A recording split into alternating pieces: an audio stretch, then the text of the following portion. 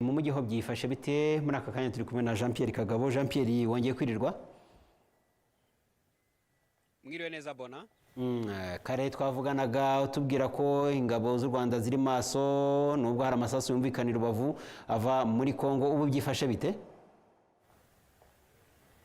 Nibyo amasasu aracyakomeza kumvikana mu bice bitandukanye by'umujyi wa Gisenyi, cyane cyane ahana imbibi n'umupaka, ahana imbibi na Repubulika Demokarasi ya Kongo ku gice cya Goma. Amasasu arakomeza kumvikana ndetse hari naho FDLR ndetse n'ingabo za Kongo bagiye barekura ibisasu bikagwa ku butaka bw'u Rwanda. Gusa turacyagenda dukurikirana ngo turebe niba ntacyo byaba byahungabanyije, yaba ari abantu cyangwa se ibintu, turacyabikurikirana. Gusa icyo nakubwira none ahangaha, nanone mvuye ku mupaka munini bita la Corniche, nanone mu kanya twari twahavuye hamaze kugera abasirikare barenga 27 bakaba muri za 30. Mu kanya rero hageze abandi barenga 76 aho batandukaniye n'aba hamwe bavanwaho imbunda ku bazifite ndetse n'amasasu. Igikomeje kugaragara bahuriyeho bose baraza bafite ibiyobyabwenge, baraza bafite urumogi. Bakiriwe rero n'ingabo z'u Rwanda, bakaba bagiye kuba rero bashyizwe ahabugenewe. Nagerageje kubavugisha, wumva nta magambo menshi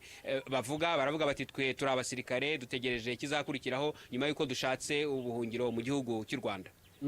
None hakurya Goma haracyarimo urugamba cyane, amasasu umuntu yavuga ko ari nka ya nyuma?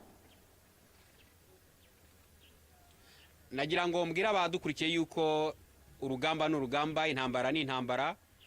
Mu rukerera M23 yatangaje ko yafashe umujyi wa Goma kandi ko ikurikirana buri kintu cyose.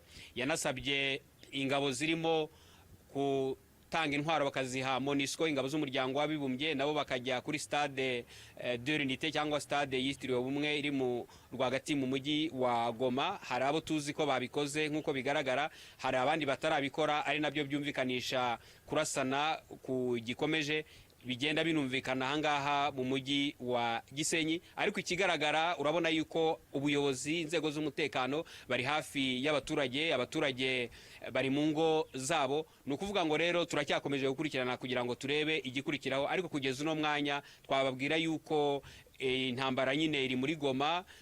Aba M23 bakomeje ibikorwa byabo nk'abantu bageze muri uwo mujyi, hanyuma niba hari ibyo bagihangana nabo n'ingabo bagihanganye nabo, ubwo nabwo bakaba bakomeza kubishyira ku murongo ku ruhande rwabo. Gusa aho ngenda nyura hano mu mujyi wa Rubavu, nyine urumva abaturage barumva amasasu biri hafi yabo, kandi isasu ntabwo ari ikintu wakumva ngo umve ntacyo bikubwiye.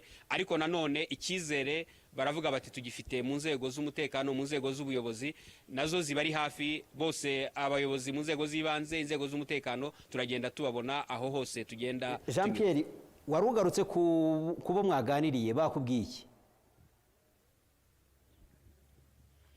Abo twaganire cyane cyane ingabo za Kongo zirimo abazarendo ba ya mitwe itandukanye bahurije hamwe n'igisirikare cya Kongo, harimo n'igisirikare cya Kongo FARDC.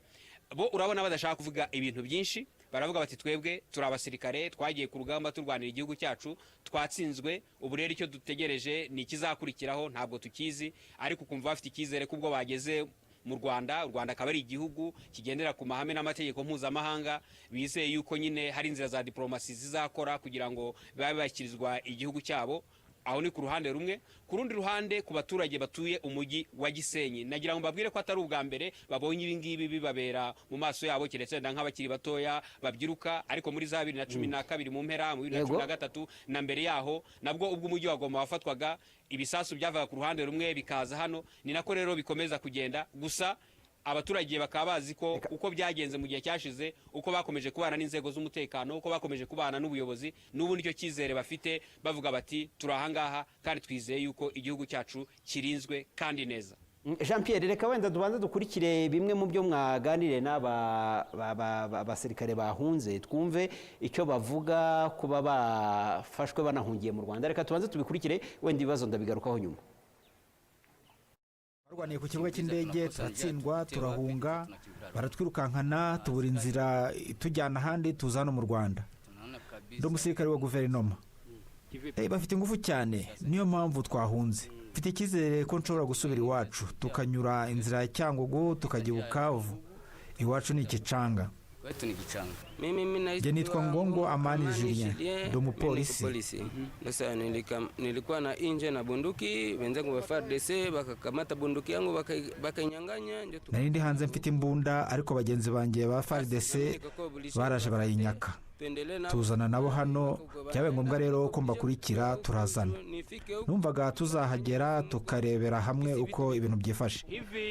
Njye kuba M23 yafashe Goma, ndabona Perezida Faci yarananiwe akazi kamutsinze guhera aho intambara yatangiriye kugeza aho irangiriye. Anashindwa kazi yake, na kazi ilimshinda kuanzia kwa njia na kiji wanafikia batu ya Goma.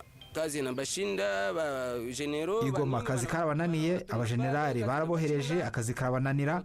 None twebwe abaturage bagomana, twe abapolisi byabaye ngombwa ko twishyikiriza u Rwanda. No kunyura umujyi ibyo ni ibya kera ku bakongomani.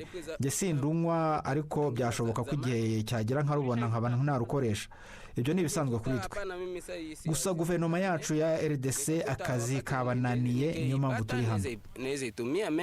Guverinoma yetu ya RDC kazi inabashinda kwenye wanazunguruka kwa wanatufikia hapa, hali inatushinda na ndio maana tunafika hapa.